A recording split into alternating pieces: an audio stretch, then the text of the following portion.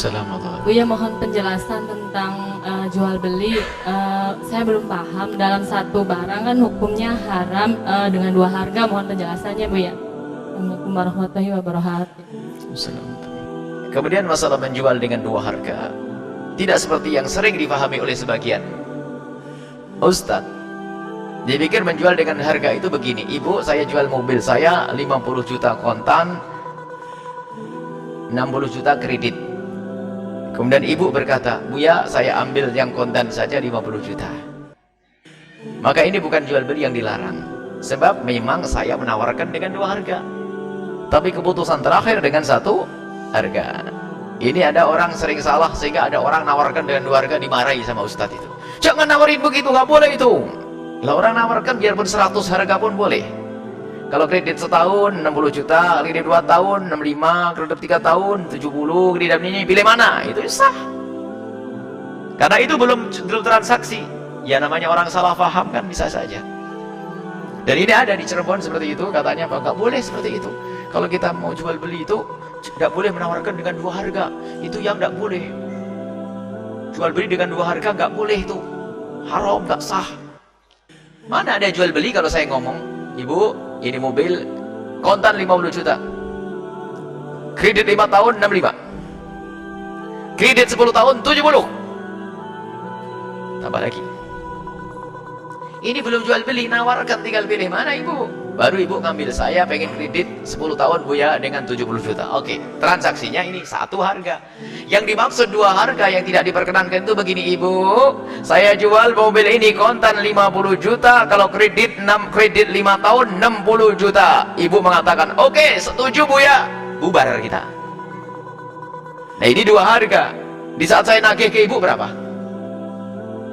Ibunya pengen bayar yang murah kan, saya pengen yang mahal. Makanya karena menjadi sebab perselisihan harga, maka tidak diperkenankan yang demikian.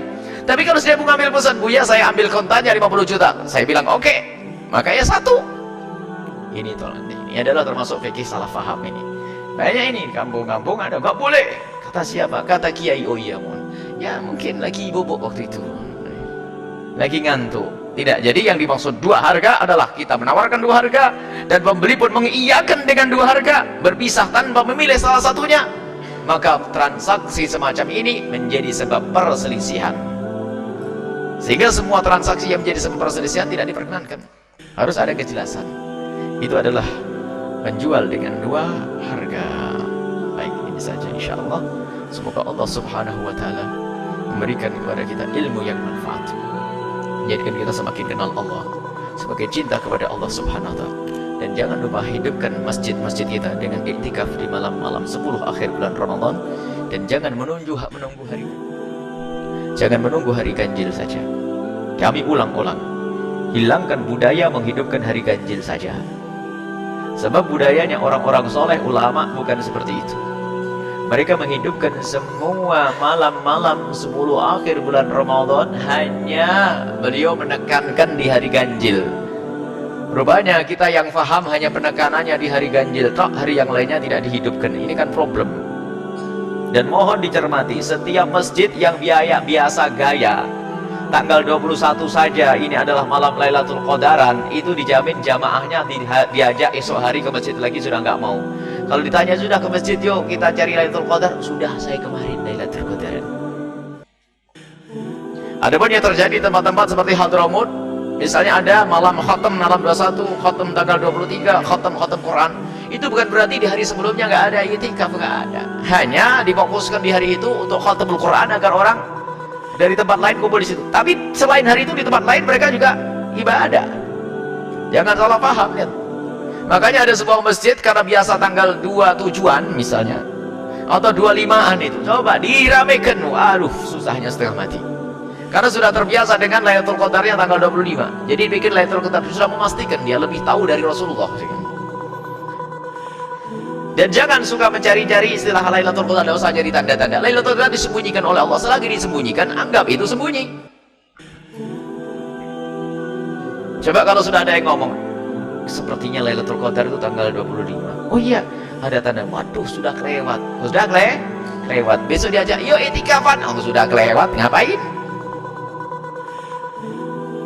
Disembunyikan, dan Nabi sendiri mengatakan disembunyikan ini. Gak usah sok tahu tentang Lailatul Qadar. Mimpi lihat terang matahari, lampu senter tuh. Sudah ada usah hayal, usah hayal. Kita kata Imam Haddad, hidupkan malam-malam Ramadan, 10 akhir bulan Ramadan. Yang Nabi SAW menghidupkan 10 akhir bulan Ramadan. Nggak dipilah itu hari ganjil atau hari genap, menghidupkan 10 akhir Ramadan. Maka itu akan beruntung nanti. Karena ada tidak pasti kalau itu di hari ganjil, bisa jadi hari genap. Ayo kita hidupkan nanti malam tanggal 26. Jangan hanya milih tanggal 25. Cuman kayaknya masih ada yang punya pemahaman seperti itu. Coba kalau di masjid-masjid At-Taqwa, kalau setelah tanggal ganjil, waduh sampai kemana-mana. Kalau selain ganjil, alhamdulillah rame, masya Allah. Sudah rame, memang di sana tidak ada budaya tanggal 21, 23, nggak ada. Tapi memang ada sebagian orang yang keyakinannya kalau sudah tanggal genap tidur mereka. Jadi menunggu hari raya. Ya semakin jarang nongkrongin Lailatul Qadar, ya kesempatannya untuk dapat juga berkurang. Kalau Lailatul Qadar ditunggu setiap malam, ya dapatlah. Kata Imam Haddad, sudahlah. Yang penting untuk masalah Lailatul Qadar, jangan kau bingung mencari tanda-tanda. Yang penting kau beribadah di malam-malam bulan Ramadan, khususnya 10 akhir bulan Ramadan. Jika nanti Lailatul Qadar datang, baik kamu tahu atau tidak tahu, maka ketahuilah apa yang kamu lakukan itu adalah lebih bagus daripada amal 1000 bulan. Selesai. Biarpun kita sadar tidak sadar, ngah atau tidak ngah. Makanya kira-kira kalau orang selama 10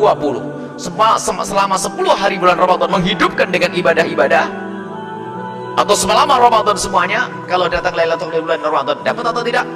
Ya dapat, karena dia menghidupkan, jaga terus. Syaratnya dapat tidak harus tahu, melihat mimpi dan sebagainya, enggak. Memang ada sebagian kekasih Allah yang dibukakan seperti Imam Nawawi melihat sesuatu, ada untuk orang-orang khusus. Cuman sekarang kalau sudah Ramadan, ini koran itu macam-macam cerita. Kemarin Lailatul Qadar di daerah Sulawesi, kelihatan. Kemarin di daerah mana? Mohon maaf, ini bukan mengatakan Sulawesi tidak ada Lailatul Qadar ini. Ada orang dengan koran-koran yang aneh-aneh. Ada orang cerita ketemu Lailatul Qadar di sana. Waduh, memang cerita koran kan macam-macam. Kalau tidak ada yang aneh, tidak koran lagi nanti ya. Jadi begitu. Ya, tujuan kita adalah, ayo kita menjalankan apa yang dijalankan Nabi. Idza dakhala al-'ashr al-awakhir min Ramadan, yajtahidu fiha ma la yajtahidu fi khairih. Nabi lebih sibuk berijtihad di bulan 10 akhir bulan Ramadan, tidak seperti hari-hari yang lainnya. Dalam riwayat lain, kalau sudah idza dakhala al-'ashr al-awakhir min Ramadan, Nabi itu syadda mi'zarahu, menyincingkan lengan bajunya, lebih giat. Wa ahya lailahu, menghidupkan malamnya. Wa iqadha ahlahu, dan membangunkan keluarganya. Itu yang dilakukan Nabi SAW.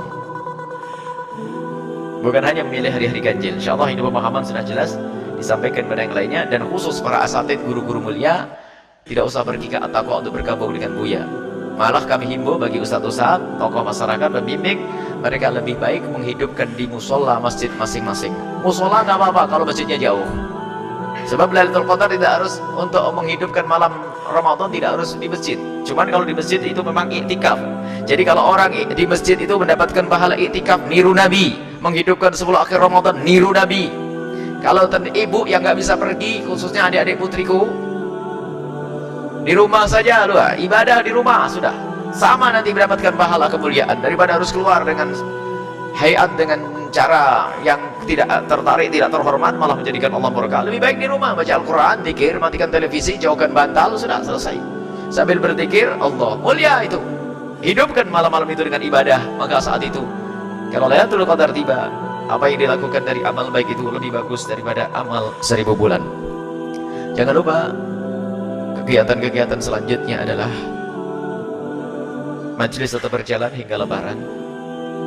Kemudian juga open house di sini, open house-nya sampai terima tamu kita sampai 1, 2, 3, 4, 5 hari kelima Syawal. Untuk Jawa Timur, pendengar yang dicintai oleh kami, cintai yang dimuliakan Allah, untuk Jawa Timur adalah tanggal 5, 6, tapi hari raya ke-7 dan ke-8 untuk di Jawa Timur. Jadi tanggal 6 kita sudah berpindah dari sini ke Jawa Timur ini saja. Mari kita berdoa bersama. Bismillahirrahmanirrahim. Alhamdulillahirabbil alamin.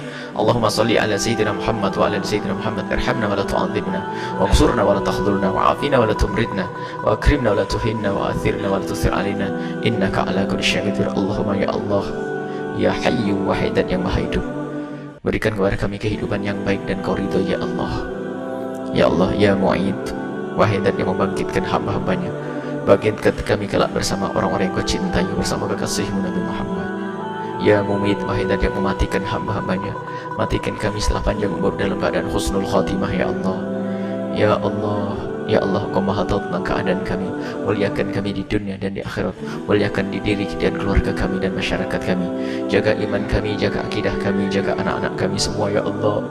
Ya Allah, ampuni dosa kami dan ampuni dosa orang tua kami. Ampuni dosa-dosa kami dan ampuni dosa orang tua kami. Dan kami mohon ya Allah, ya Allah, jauhkan kami dari kedengkian, kebencian dan dendam kepada sesama kami. Kami ingin hidup kami indah dengan sesama kami dengan cinta karenamu. Dan kami mohon wujudkan keindahan dalam rumah tangga kami, suami istri yang saling mencintai karena dengan ya Allah, dengan anak soleh solehah yang dibanggakan oleh kekasihmu Nabi Muhammad. Dan kami mohon ya Allah, cukupkan kami dengan yang halal darimu ya Allah, sehingga kami tidak butuh dengan yang haram ya Allah. Dan kami mohon jauhkan kami dari keharaman ya Allah, jauhkan kami dari segala kemaksiatan ya Allah, dan ampuni dosa kami ya Allah, jangan sisakan sedikit pun dari dosa-dosa itu. Dan kami mohon ampuni orang tua kami dan guru-guru kami yang sempit rezeki, lapangkan dengan rezeki yang halal penuh berkah, yang sakit sembuhkan, yang punya hutang mudahkan kami dalam bayar hutang-hutang kami, yang belum menikah dan sudah berkeinginan untuk menikah, kami mohon jaga kehormatan mereka, kemuliaan mereka, mudahkan mereka untuk bertemu dengan jodoh orang yang kau ridhai, yang kau muliakan, yang menjadi sebab mereka mulia di dunia dan di akhirat ya Allah.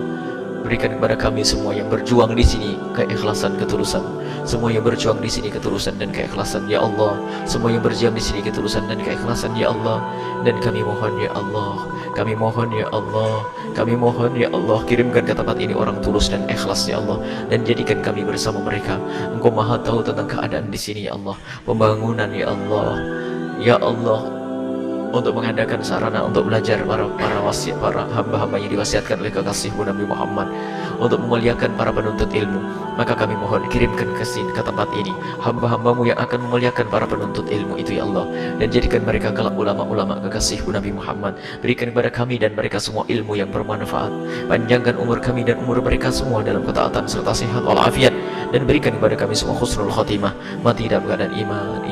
Dan kami mohon ya Allah, jadikan ucapan kami di akhir hayat kami kelak, saat Engkau hendak mencabut nyawa kami ingin saat itu ya Allah, hati dan lidah kami mampu mengucapkan kalimat agung dan mulia, la ilaha illallah Muhammadur Rasulullah, la ilaha illallah Muhammadur Rasulullah, la ilaha illallah Muhammadur Rasulullah sallallahu alaihi wasallam. Rabbana atina fid dunya hasanah wa fil akhirati hasanah wa qina adzabannar. Wa sallallahu ala sayyidina Muhammadin wa ala alihi wa sahbihi wasallam. Walhamdulillahirabbil alamin.